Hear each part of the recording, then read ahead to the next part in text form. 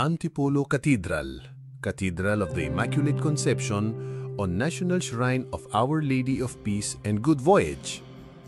Episode 1. Ang simula ng lahat. Tahimik ang kagubatan. Ang tunog ng mga ibon, ihip ng hangin, at lagaslas ng ilog ang tanging maririnig. Sa pusod ng Sierra Madre, dito nang simula ang kasaysayan ng isang bayan na kalaunan ay kikilalanin bilang Antipolo. Ang lugar ng Antipolo, Rizal ay nasasakop pa noon ng mahabang bundok sa paanang bahagi ng Sierra Madre kalapit ng Quezon. Ang Sierra Madre ay ang pinakamahabang bulubundukin sa Pilipinas. Sumasakop sa mahigit 540 kilometro o 340 miles. Ito ay may haba mula sa lalawigan ng Cagayan pababa sa lalawigan ng Quezon sa direksyong hilagang timog sa silangang bahagi ng Luzon, ang pinakamalaking isla ng kapuluan. Bago pa man dumating ang mga Kastila, bago pa man itinayo ang mga simbahan at kalsada, may isang lupaing tahimik na namuhay kasama ng kalikasan. Dito, sa lilim ng mga punong tipolo, isinilang ang bayan ng Antipolo. Ang mga unang tao rito ay mga katutubo-tribo, gaya ng mga Dumagat, Tagalog, Indio at Aita, na namuhay sa pamamagitan ng pangangaso, pangingisda at kaunting pagtatanim. Ang kanilang mga tahanan ay yari sa kawayan at pawid, nakapwesto malapit sa ilog at bukirin.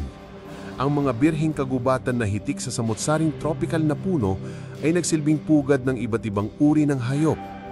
Mula rin dito ay sumisirit ang masaganang bukal at talon. Ang kanilang mundo ay umiikot sa kalikasan.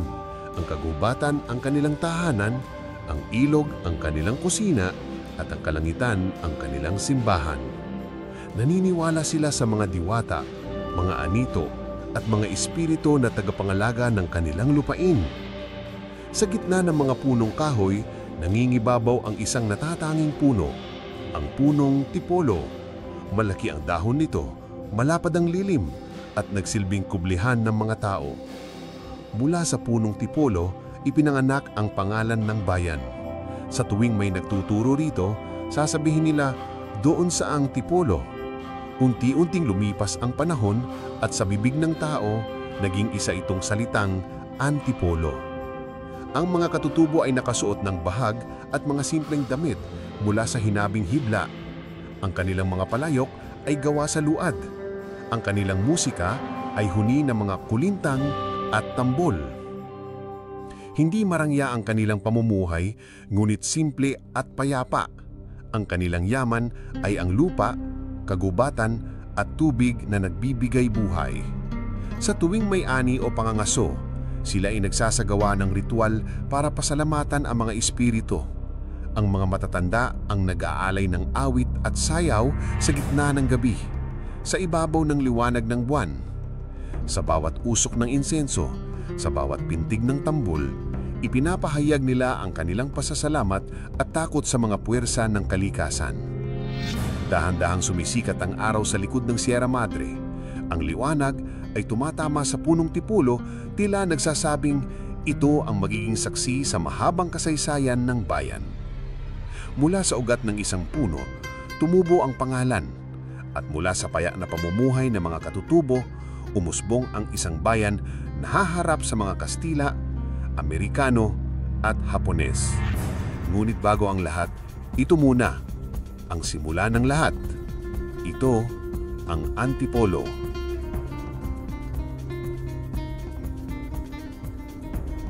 Malawak ang karagatan. Dumating ang mga barkong may dalang mga watawat ng Espanya. Ang kanilang pakay, lupigin ang mga isla, ipalaganap ang Kristyanismo at pamahalaan ang mga katutubo. Pagsapit ng ika-16 na siglo, ang katahimikan ng mga bundok ng Antipolo ay naputol. Ang mga banyagang mananakop ay dumating, tangan ng krus at espada, at mula noon, nagbago ang takbo ng kasaysayan. Dumating ang mga praile sa Antipolo. Naghanap sila ng matitirhan at nagtayo ng isang simpleng kapilya. Hindi nagtagal, ipinakilala ng mga praile ang Kristyanismo. Itinuro nila ang mga dasal, ang bagong pananampalataya at unti-unting natutunan ito ng mga katutubo. Sa paglipas ng mga taon, ang dating paniniwala sa mga anito ay napalitan ng debosyon sa isang bagong Diyos. Noong 1626, isang kakaibang imahe nang dumating mula sa Mexico, ang Nuestra Señora de la Paz y Buen Viaje.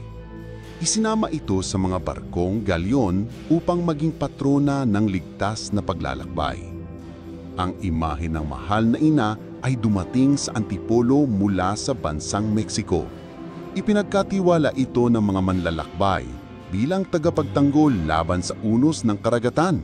At dito, sa Antipolo, ito'y inilagag at pinahalagahan. Ang imaheng ito ay galing pa sa Mexico at iniyalay ng Gobernador General ng Pilipinas na si Juan Niño de Tabora. Nang makita ng mga tao ang imahen, agad silang nahumaling at sumampalataya. Unti-unti, naging sentro ng pananampalataya ang Antipolo. Sa bawat panata, sa bawat dasal, ang pangalan ng mahal na ina ang kanilang tinatawag. Maging ang mga dumadaang mga ngalakal at manlalakbay ay tumigil sa Antipolo upang magdasal at humingi ng basbas. Isang simbahan nang itilayo sa paanan ng bundok upang maging tahanan ng Birhen Maria. Nagsimulang dumami ang mga tao sa paligid nito. Ang simbahan ang naging sentro ng buhay sa bayan. Dito isinasagawa ang misa, kasal, binyag at piyesta. Sa ilalim ng bubong nito, nagtatagpo ang dalawang mundo, ang kulturang katutubo at ang pananampalatayang dayuhan. Kailan itinayo ang Antipolo Cathedral? 1591. Dumating sa Antipolo ang unang misyonerong Jesuita at nagsimulang magtatag ng isang maliit na kapilya para sa mga katutubo. 1632. Pagkatapos dumating ang imahen ng Nuestra Señora de la Paz y Buen Viaje mula sa Mexico, nagsimulang pagtatayo ng isang mas malaking simbahan upang maging tahanan nito. 1632 to 1650. Unang istruktura ng simbahan ay natapos sa pangunguna ng mga Jesuita, ngunit ilang beses itong nasira dahil sa lindol, 1845, 1824, 1863, and 1880.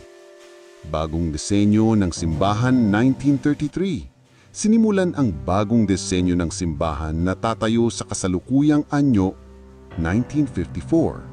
Pormal na itinaas bilang National Shrine of Our Lady of Peace and Good Voyage. 1983. Ipinahayag bilang Cathedral ng Diocese ng Antipolo. Panahon ng Jesuita. Itinayo gamit ang mga batong adobe at kahoy mula sa kalapit na kagubatan ng Antipolo. Disenyo ay Spanish Baroque style, may matataas na dingding at kampanaryo. Pagkasira at muling pagbangon, nasira ng malalakas na lindol kaya paulit-ulit itong nireconstruct ng iba't ibang orden ng mga pari, Augustinians, Jesuits at mga secular na pari. Bagong disenyo, 1933. Ang kasalukuyang struktura ay sinimulang itayo noong 1933 sa pangunguna ng mga arkitektong Pilipino na may Neo-Romanesque style. Bilugang arko, malapad na dome at matibay na bato. Natapos at binuksan noong 1954 kasama ang koronasyon ng mahal na ina ng kapayapaan at mabuting paglalakbay. Sino ang nagpatayo? Jesuit missionaries. Ang unang nagtayo ng kapilya at simbahan noong 1632 bilang tahanan ng mahal na ina ng kapayapaan at mabuting paglalakbay. Pilipinong arkitekto at pari, 1933 to 1954. Sila ang gumawa ng kasalukuyang disenyo ng katedral. Deboto at mamamayan ng Antipolo nag-ambag sa pondo at suporta upang matapos ang malaking simbahan. Sino ang mga Jesuitang misyonero sa Antipolo? Ang mga Jesuita or Society of Jesus or Compañía de Jesus ay isang orden ng mga pari at misyonerong Katoliko na itinatag ni San Ignacio de Loyola noong 1540 sa Roma. Kilala sila bilang mga guro, pari at misyonerong ipunadala sa iba't ibang panig ng mundo, kabilang na ang Pilipinas. Sa Antipolo, sila ang unang nagdala ng Kristyanismo sa mga katutubo sa kabundukan ng Antipolo. Nagtayo ng unang kapilya noong 1991 at pinalaki ito bilang simbahan noong 1632 para maging tahanan ng imahen ng Nuestra Señora de la Paz y Buen Viaje. Nagpatupad ng Christianization sa mga taga-bundok, mga dumagat at Tagalog. Mula pa noong panahon ng Kastila, dumadayo na ang mga tao mula sa iba't ibang lugar upang maglakab paakyat ng bundok ng Antipolo. Ang pag-akyat ay naging bahagi ng panata. Sa bawat hakbang, dala ng mga tao ang kanilang pag-asa at hiling. Sa bawat luha, dala nila ang pananampalataya na magpapagaan ng kanilang bigat sa buhay.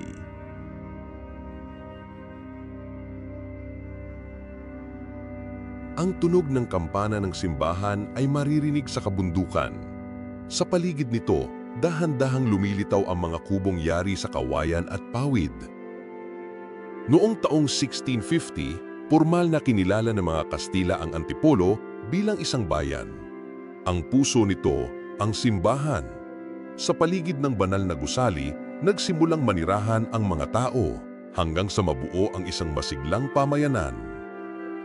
Ang mga tao ay nagtatayo ng maliliit na tindahan, nagsasaka ng palay at nag-aalaga ng hayop.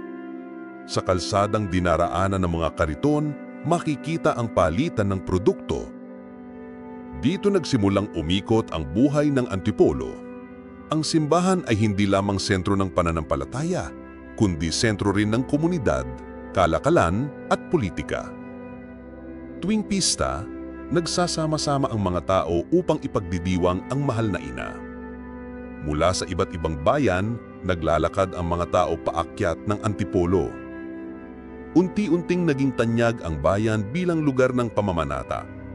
Tuwing mahal na araw at buwan ng Mayo, dumadayo ang mga deboto mula sa iba't ibang panig ng Luzon, naglalakad ng walang sapin sa paa, dala ang kanilang panalangin at panata. Sa dilim ng gabi, makikita ang mga ilaw ng kandila na kumikislap sa daan. Ang mga deboto ay nagdarasal habang umaakyat ng bundok. Ang bawat ilaw ng kandila ay sagisag ng pag-asa. Ang bawat hakbang ay simbolo ng sakripisyo at sa dulo ng kanilang paglalakbay, sasalubungin sila ng mahal na ina sa altar ng simbahan. Ang dating ritual ng mga katutubo para sa kanilang mga anito ay napalitan ng mga prosesyon, misa at dasal.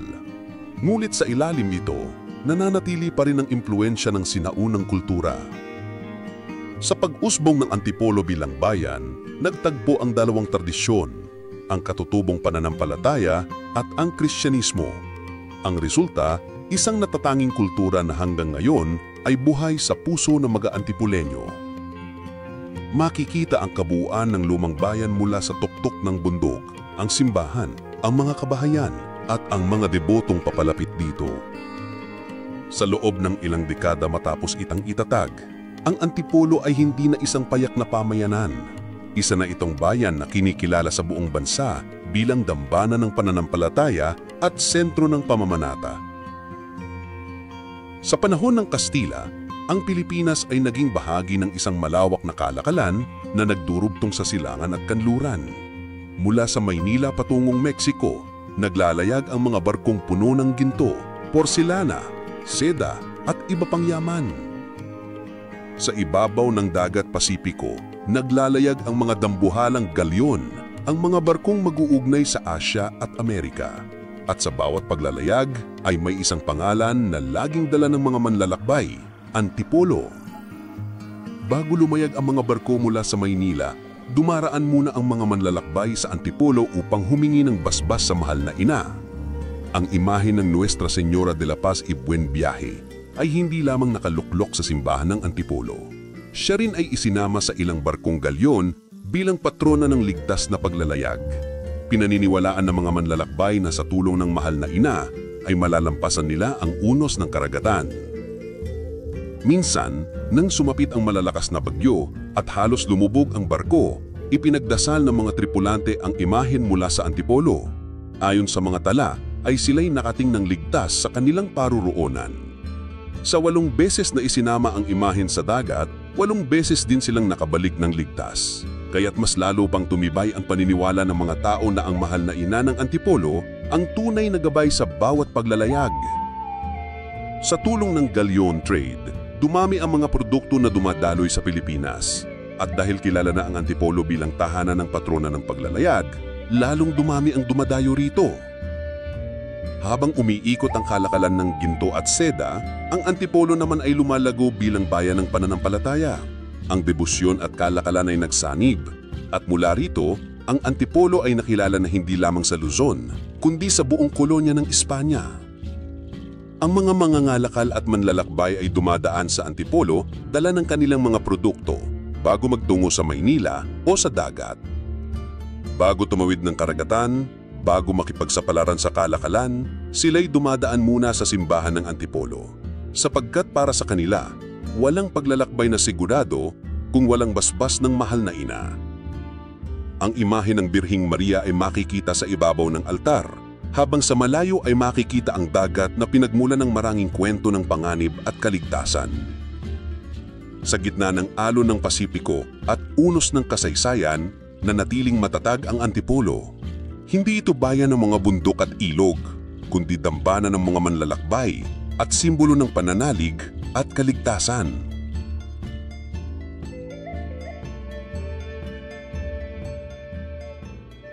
Taong 1896, sa buong kapuluan, unti-unting umiigting ang sigaw ng kalayaan. Sa mga bayan ng Rizal, kabilang ang Antipolo, kumikilos ang mga kabataan at magsasaka upang makilahok sa katipunan. Ang mga bundok ng Antipolo, na minsang naging kanlungan ng mga katutubo at deboto, ngayoy naging pugad ng mga revolusyonaryo. Dito sumilang ang mga kwento ng tapang, dugo at sakripisyo. Sa lilim ng mga puno at kuweba, nagtatago ang mga katipunero. Ang ilan ay mga anak ng magsasaka. Ang iba naman ay mga guro, estudyante, at karaniwang mamamayan. Ang kanilang armas, polo, sibat, at kakaunting baril. Ngunit higit sa lahat, ang kanilang lakas ay nakaugat sa isang bagay. Ang kanilang pagnanais na makalaya mula sa dayuhan. Sa mga liblib na bahagi ng Antipolo, nagsasagawa ng lihim na pagpupulong ang mga pinuno ng katipunan. Sa dilim ng gabi, sinisindihan lamang ng lampara. Tinatalakay nila ang kanilang mga plano. Dito sa kabundukan, binuo ang mga estratehiya. Dito nila sinanay ang kanilang sarili. At dito, sa katahimikan ng kagubatan, isinilang ang tapang na magbubuwag sa 3 siglong pamumuno ng mga Kastila. Sumiklab ang mga labanan sa kalapit bayan ng Rizal, at ang Antipolo ay naging himpilan ng mga revolusyonaryo. Kapag dumating ang mga Kastila, nagtatago ang mga katipunero sa bundok at biglang sumusugod upang lumaban. Hindi ito mga digmaang maringal. Ito'y mga sagupaan ng dugo at pawis. Ang iilan laban sa hukbo. Ngunit sa bawat atake, ipinapakita ng mga anak ng Antipolo na ang tapang ay hindi nasusukat sa dami ng armas, kundi sa lakas ng loob. Ngunit hindi lamang mga mandirigma ang nagdusa. Ang mga mamamayan ng Antipolo ay pinagbayaran din ang kanilang pakikiisa. Sinunog ang ilang kabahayan, kinuha ang mga ari-arian, at marami ang pinaghinalaan at ipinakulong. Sa bawat sigaw ng katipunan, may kasamang daing ng mga ina at pamilya. Ngunit sa kabila ng lahat, hindi nila iniwan ang kanilang paniniwala na isang araw darating ang kalayaan. Kahit sa gitna ng digmaan, nanatiling matatag ang pananampalataya. Ang ilan sa mga revolusyonaryo ay umaakyat pa rin sa simbahan ng Antipolo upang manalangin bago lumaban. Ang kanilang pananalig sa mahal na ina ng Antipolo ay naging sandagan sa mga panahong wala ng kasiguraduhan. Sa bawat dasal, hinihiling nila ang lakas at proteksyon.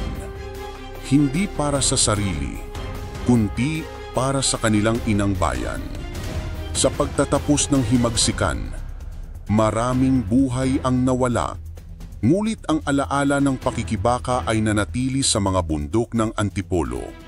Ang Antipolo ay hindi lamang bayan ng pananampalataya, ito rin ay bayan ng pakikibaka.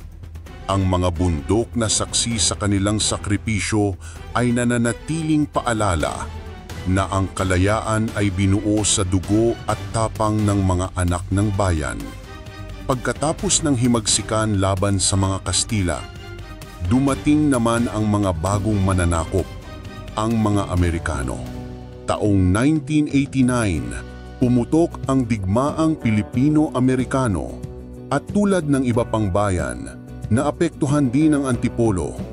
Sa pag-alis ng Kastila, pumasok ang bagong kapangyarihan.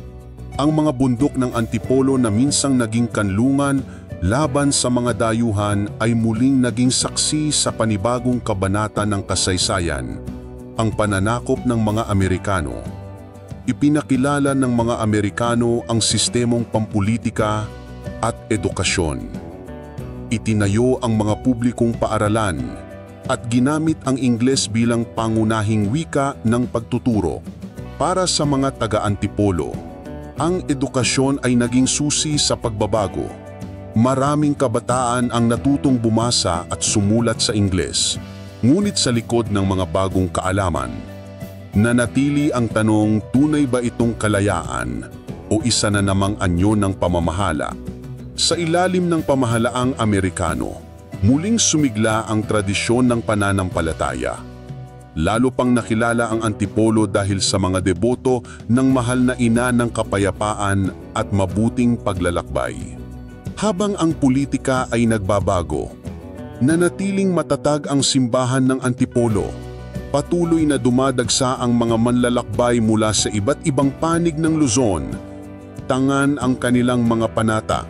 Ang pagsakop ng mga Amerikano sa Pilipinas ay nagtapos sa pamamagitan ng pagkakaloob ng kalayaan matapos ang ilang dekada na kolonyal na pamamahala.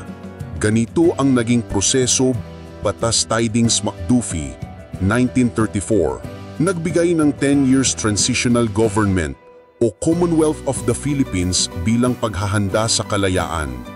Nagsimula ito noong 1935 sa ilalim ng pamumuno ni Manuel L. Quezon bilang unang presidente ng Commonwealth sa pamamagitan ng pagkakaloob ng kalayaan o Philippine Independence na idineklara sa bisa ng Treaty of Manila.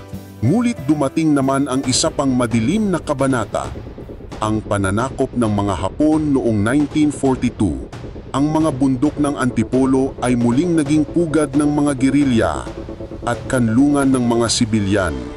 Sa ilalim ng bandera ng Hapon, ang Antipolo ay dumaan sa pagsubok ng karahasan at takot. Sinunog ang mga bahay at ang mga mamamayan ay nakaranas ng pang-aabuso. Sa kabila ng pananakot, hindi nagpatinag ang mga taga-Antipolo. Ang mga bundok ay nagsilbing taguan ng mga gerilya na patuloy na lumalaban para sa kalayaan. Ang mga anak ng Antipolo ay muling kumapit sa kanilang tapang.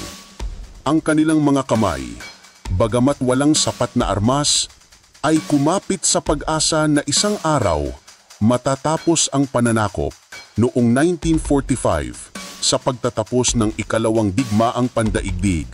Matinding labanan ang naganap sa Rizal at binomba ng mga Amerikano at Hapon ang paligid at matinding pinsala ang dinanas ng bayan ng Antipolo. Isang lungsod na halos nadurog. Ang mga bahay ay abo at ang simbahan ng Antipolo ay hindi rin nakaligtas. Ngulit sa bawat abo ng pagkawasak, umusbong ang panibagong pag-asa. Matapos ang digmaan, unti-unting bumangon ang Antipolo mula sa pagkawasak. Naging simbolo ito ng katatagan ng mga Pilipino. Isang bayan na kahit ilang beses sakupin, ay muling bumabangon para sa kalayaan. Sa pagdating ng kapayapaan, ipinakita ng Antipolo ang kanyang lakas, hindi lamang bilang bayan ng pananampalataya, kundi bilang bayan ng katatagan. Sa kabila ng digmaan at pagdurusa, nanatili ang pananalig at tapang ng mga mamamayan. At mula rito, ipinanganak ang isang Antipolo na handang harapin ang bagong panahon. Matapos ang pagkawasak dulot ng ikalawang digmaang pandaigdig, dumating ang araw na matagal nang inaasam. Ang kalayaan ng Pilipinas noong Hulyo 4, 1946. Sa pagwagayway ng bandila ng Pilipinas, ang Antipolo ay muling bumangon mula sa abo ng digmaan.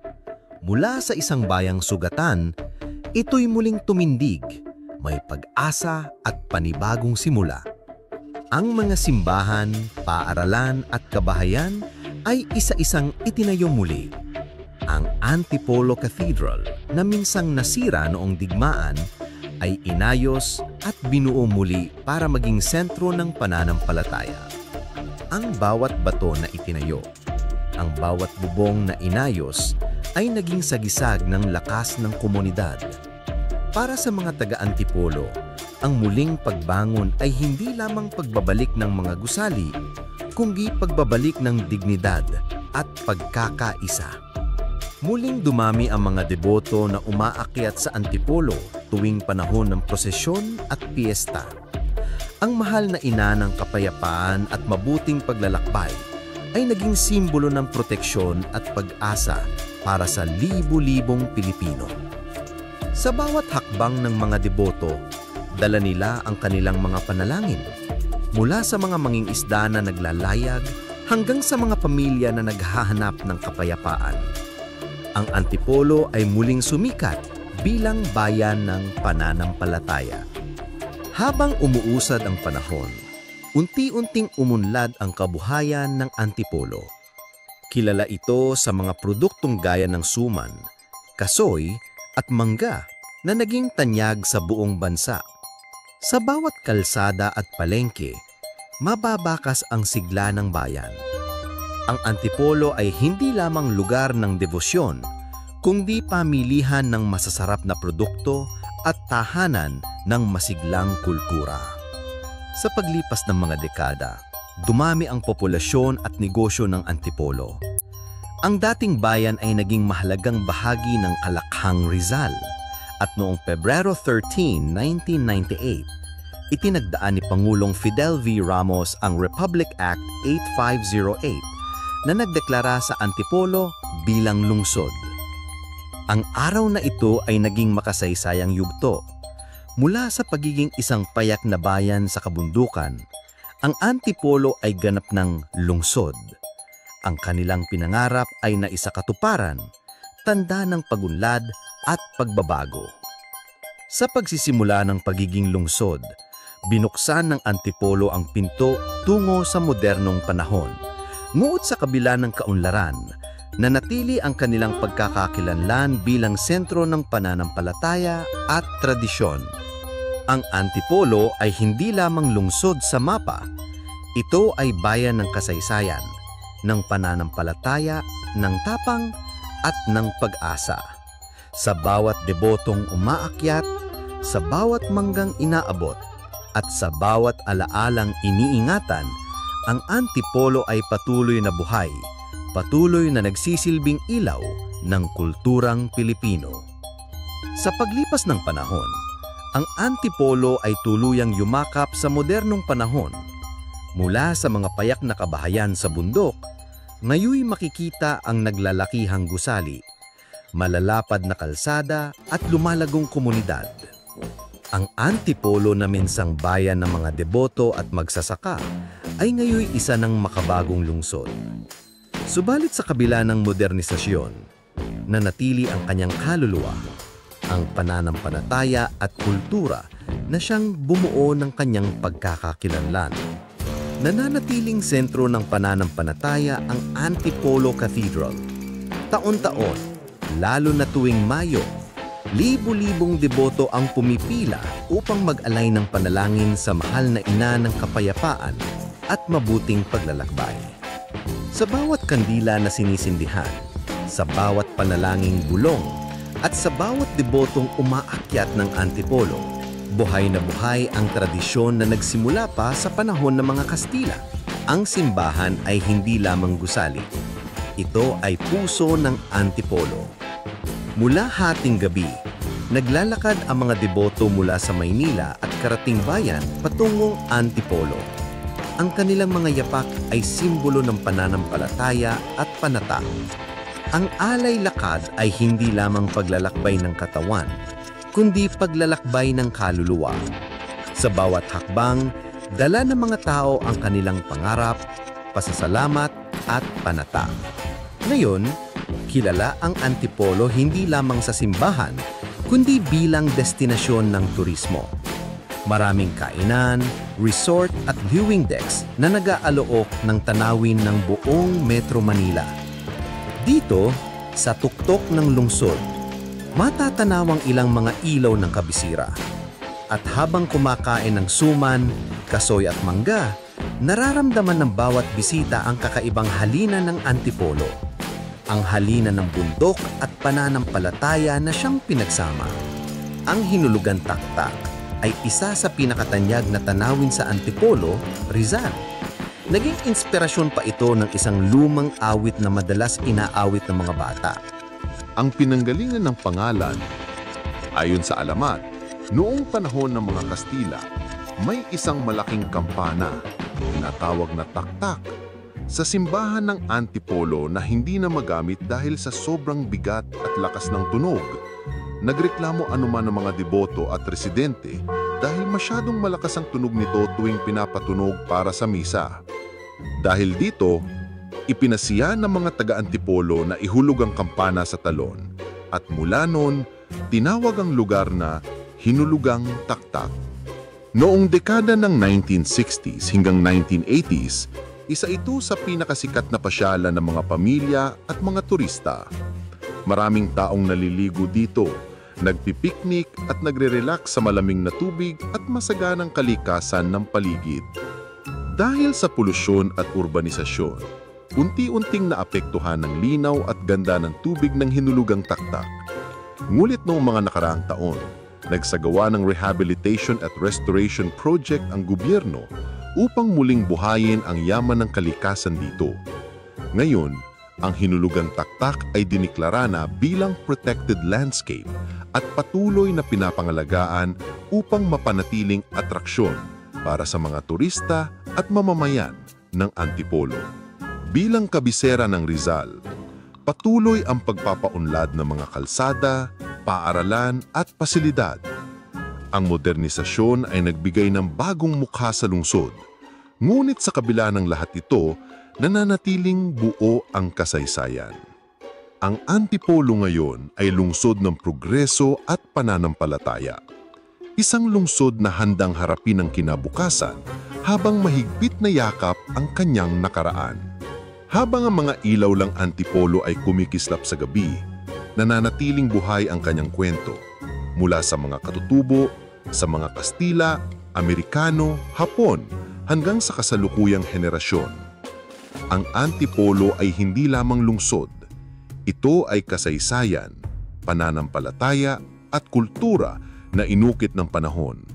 Sa bawat akyat, sa bawat panalangin at sa bawat kwento, ang Antipolo ay patuloy na nagbibigay liwanag, isang lungsod na walang sawang naglalakbay tungo sa kinabukasan.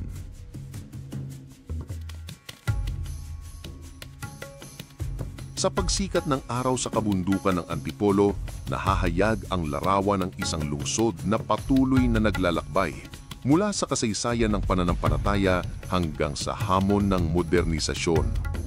Ang Antipolo ay lungsod ng nakaraan, kasalukuyan at kinabukasan. Mula sa mga bundok nito, tila tanaw ang landas na tatahakin, isang kinabukasang puno ng pangarap ngunit puno rin ng pagsubok. Lumolobo ang populasyon ng Antipolo taon-taon, Dumadami ang mga pabrika, establisimento at kabahayan. Kasabay ng pag-unlad, nararanasan din ang mga hamon ng urbanisasyon. Habang dumadami ang tao, dumarami rin ang pangangailangan sa trabaho, kalsada, tubig, kuryente at tirahan. Ang Antipolo ay kailangan sumabay sa agos ng modernong panahon nang hindi isinasakripisyo ang kanyang kalikasan at kultura. Ang mga bundok na minsang dati luntian ay unti-unting nagbabago dahil sa pagputol ng puno at mabilis na urbanisasyon. Isang malaking hamon ang pagpapanatili ng likas na yaman ng Antipolo. Ang mga bukirin, kagubatan at ilog ay dapat pangalagaan upang ang mga susunod na henerasyon ay makinabang din sa biyayang ibinigay ng kalikasan. Patuloy ang debosyon sa mahal na ina ng kapayapaan at mabuting paglalakbay. Sa kabila ng pagbabago ng panahon, nananatiling matibay ang pananampalataya ng mga tao. Ang pananampalataya ay siyang magiging gabay ng Antipolo sa kinabukasan. Sa bawat panata ng mga deboto, naroon ang paniniwala na anumang unos ay malalampasan basta't may pagkakaisa at pananalig. Bilang sentro ng turismo, patuloy na umaakit ang Antipolo ng mga bisita mula sa mga deboto hanggang sa mga turista na naghahanap ng tanawin, pagkain at sining. Kung mapapangalagaan at mapapaunlad, ang turismo ay maayong maging susi sa mas maunlad na kinabukasan. Ang kasoy, suman, mangga at mga museyong sining ay mananatiling tatak ng Antipolo. Ang mga kabataan ng Antipolo ay siyang magdadala ng bandela ng lungsod patungo sa kinabukasan. Sa kanilang mga kamay, nakasalalay ang pagpapatuloy ng kasaysayan. Ang kanilang mga pangarap ay magiging kwento ng bagong Antipolo, kaya't mahalaga na sila'y bigyan ng edukasyon, oportunidad at inspirasyon upang magtagumpay. Habang dumidilim ang kalangitan at kumikislap ang mga ilaw ng lungsod, malinaw ang mensahe ng Antipolo na sa kabila ng lahat ng pagsubok, patuloy itong tatahak tungo sa liwanag ng kinabukasan. Ang Antipolo ay lungsod ng pananampalataya at pag-asa. Mula sa mga bundok nito, nakatanaw tayo ng bukas na puno ng pangarap. At habang patuloy ang paglalakbay ng mga deboto at mamamayan, ang Antipolo ay mananatiling gabay. Patunay na ang isang bayan ay tunay na lumalakas kapag pinagbubuklod ng kasaysayan, kultura at pananampalataya. Mula sa paanan ng bundok hanggang sa tuktok ng pananampalataya, mula sa mga alamat hanggang sa mga totoong kaganapan, ating nasilayan ang paglalakbay ng Antipolo.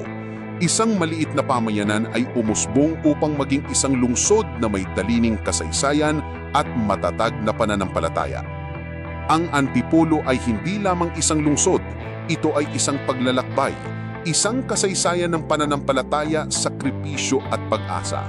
Sa bawat panata ng isang deboto, sa bawat pag-akyat ng bundok, sa bawat dasal na binibigkas, naroon ang diwa ng Antipolo, ang lungsod ng pananampalataya at mabuting paglalakbay. At habang nagpapatuloy ang ating paglalakbay, sana'y manatili sa ating puso ang mensahe ng Antipolo na ang tunay na kayamanan ay hindi nasusukat sa yaman ng lupa, kundi sa pananampalataya, pagkakaisa at pagmamahal na iniiwan natin sa susunod na henerasyon. Sa bawat kalsadang inaakyat patungong Antipolo, naroon ang mga yapak ng kasaysayan at pananampalataya. Mula sa punong Tipolo na pinagmulan ng pangalan hanggang sa pagdating ng mahal na Birhen ng Antipolo, sa higmasan at digmaan hanggang sa modernong syudad na ating nasisilayan ngayon, ang Antipolo ay patuloy na nagpapaalala sa atin ng katatagan, pananampalataya at pagmamahal sa bayan. At tulad ng mga debotong walang sawang naglalakbay tuwing alaylakad, naway tayo rin ay magpatuloy sa paglalakbay, dala ang aral ng nakaraan at pag-asa para sa hinaharap. Ang kasaysayan ng Antipolo ay hindi lamang kwento ng isang lungsod, ito ay kwento ng bawat Pilipino. Maraming salamat sa panunood ng ating paglalakbay sa kasaysayan ng Antipolo Rizal. Kung nagustuhan mo ang kwento, huwag kalimutang i-like ang video na ito, mag-subscribe at i-turn on ang notification bell para lagi kang updated sa ating mga bagong dokumentaryo. Ibahagi mo rin ito sa iyong mga kaibigan at pamilya upang mas marami pang makaalam sa makulay na kasaysayan ng ating bayan. Paalam!